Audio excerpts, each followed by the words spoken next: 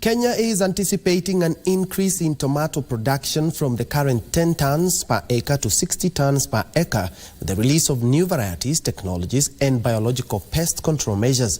Through a 5-year project to enhance tomato production funded by the Korean government, the Kenya Agricultural and Livestock Research Organization, KARO, in collaboration with 10 other African countries, have produced 300 varieties to help achieve this target. Here's more. At this pilot smart greenhouse, the Kenya Agricultural and Livestock Research Organization is testing new seed varieties and smart technologies that will see the country increase tomato production 6-fold. Majorly we grow tomatoes in open field, but we are looking at also doing high-tech commercialization of greenhouse, now embracing technology and producing optimum. This smart greenhouse demonstrates the capabilities of application of Internet of Things in tomato farming to increase yields and reduce post-harvest losses.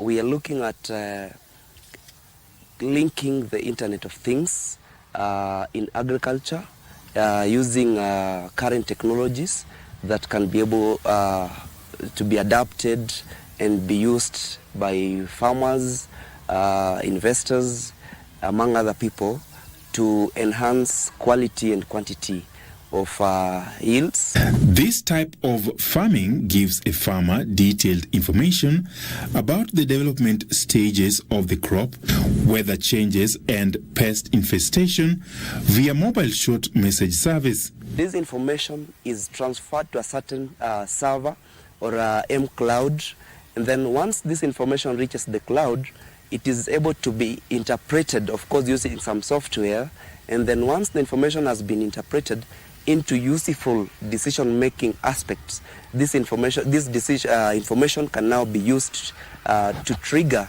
some actions, especially depending with the tomato plant production stages. The smart greenhouse is part of KARO's efforts to increase tomato production in Kenya under a 240 million shillings Korea Africa Food and Agriculture Corporation initiative.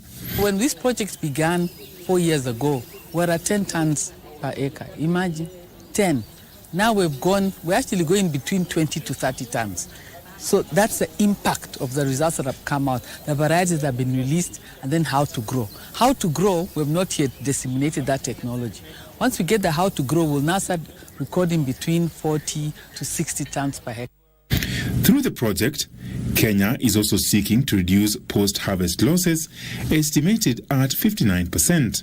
When you look at the practices our farmers on their farms, is that they don't tend to when they apply pesticides, give it that post-harvest interval before they harvest. We're trying to look at what are the best varieties. Kenya has over 300 varieties of tomato. How do you best produce them?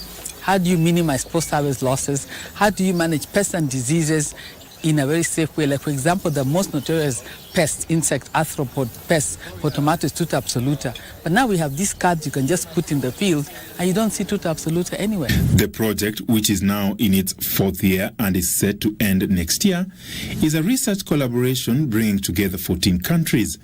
The project has realized the development of tomato seed varieties that are now expected to be released to farmers after conclusion of various approvals. Ronald Willie, Lunchtime News.